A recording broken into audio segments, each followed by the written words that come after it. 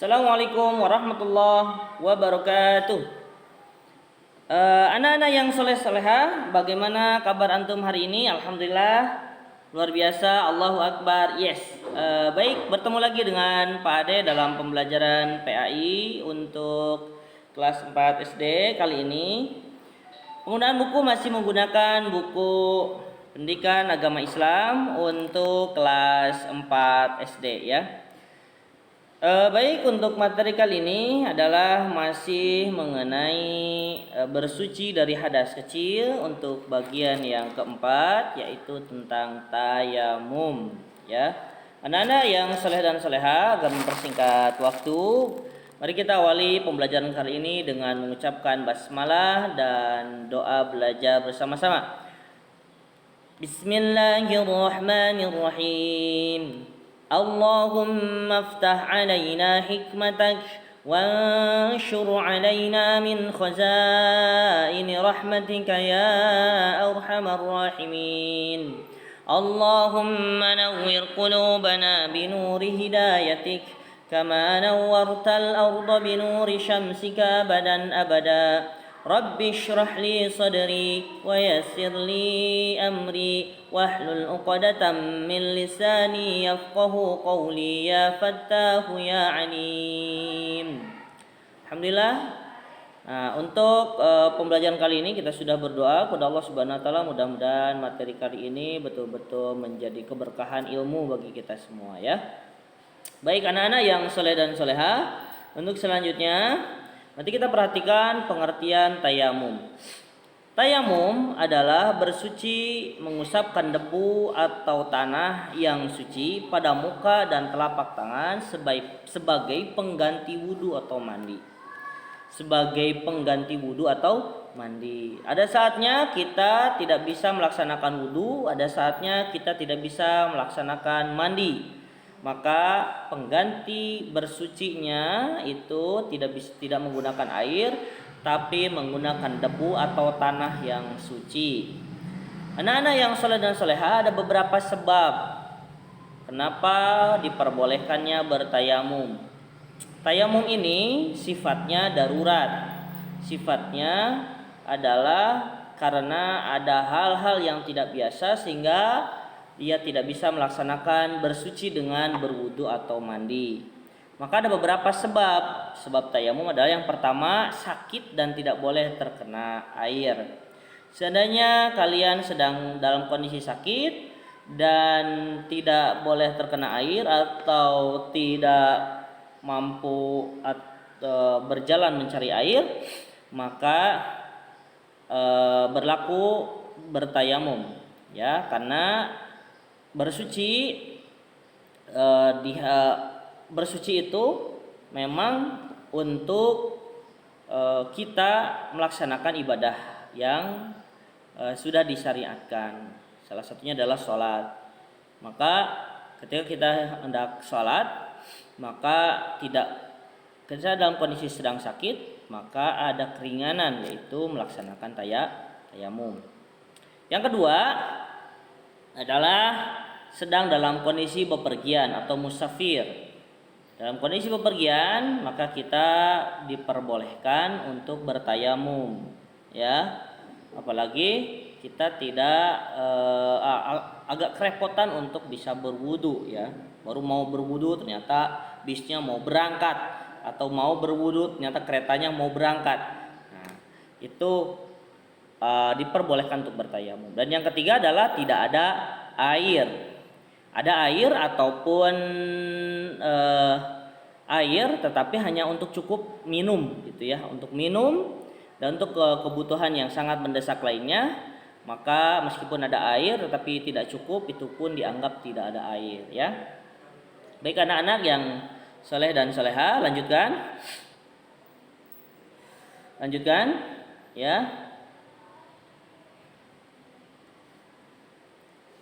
Untuk syarat tayamum.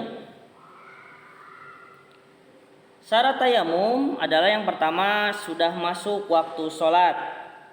Maksudnya kita mendapati akan sholat duhur misalnya, maka kita menemukan 3 sebab yang tadi, kita dalam kondisi sedang sakit, atau kita dalam kondisi bepergian, atau kita tidak menemukan air, maka kita diperbolehkan bertayamum.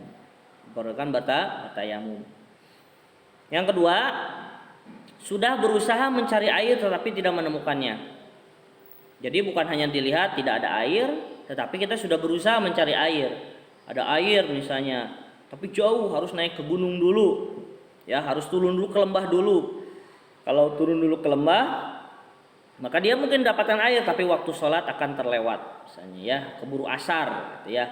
Maka itu juga dianggap bahwa sudah berusaha mencari air tetapi tidak mendapatkan atau tidak menemukannya.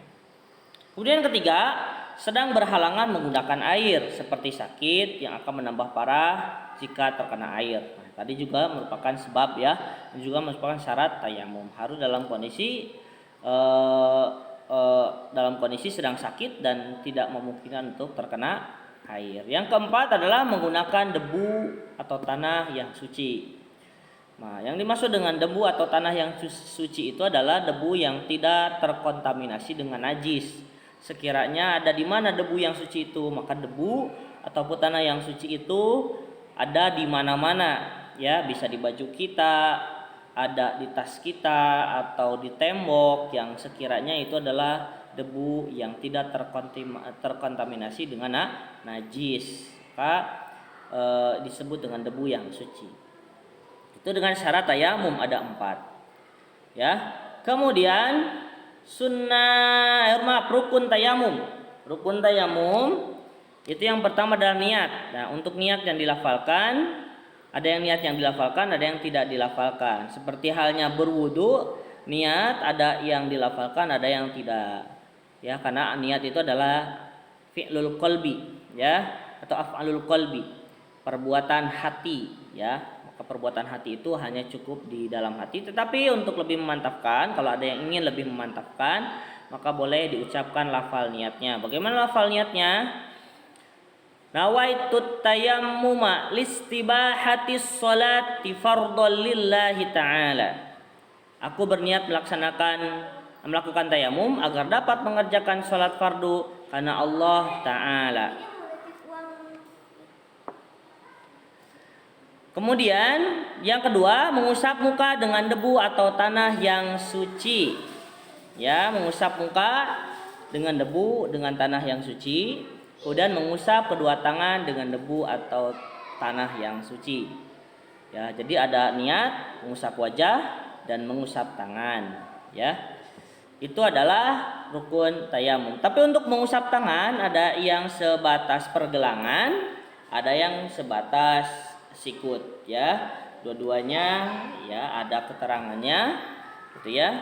Silakan mau yang mana saja menggunakannya.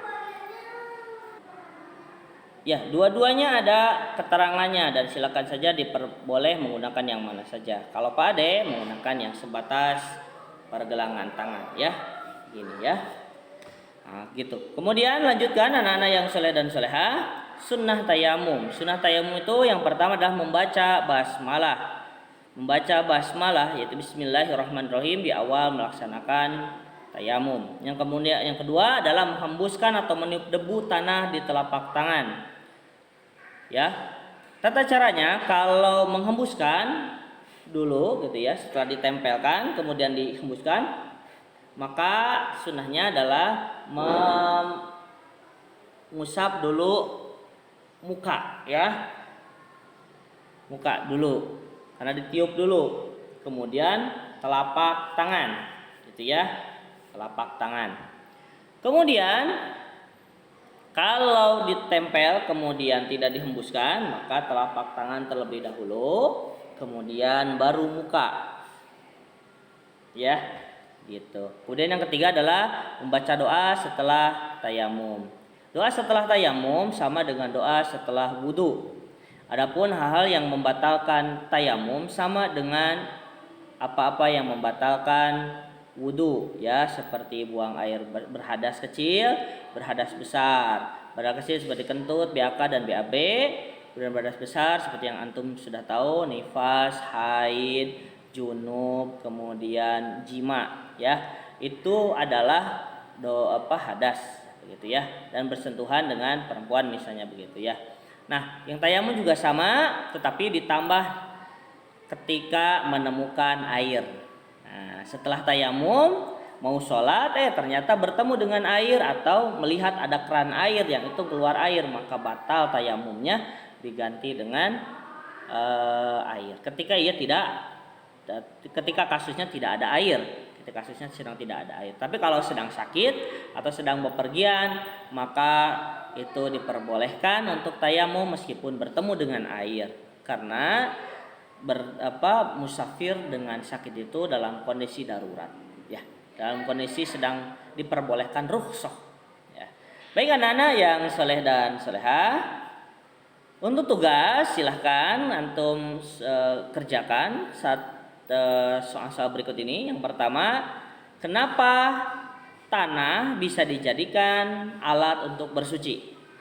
Kenapa tidak tulang? Kenapa tidak yang lain gitu ya untuk tayamum? Kenapa tanah bisa dijadikan untuk alat bersuci? Yang kedua, apa saja benda alat yang bisa untuk bersuci selain air dan tanah?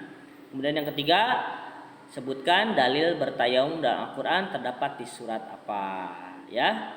Silakan dikerjakan, boleh antum bertanya kepada orang yang tahu gitu ya, bisa orang tua antum ataupun Pak Ustadz yang ada di sekitar antum.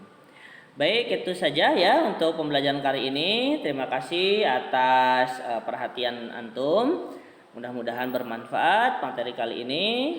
Ya, akhirul kalam. Wassalamualaikum warahmatullahi wabarakatuh.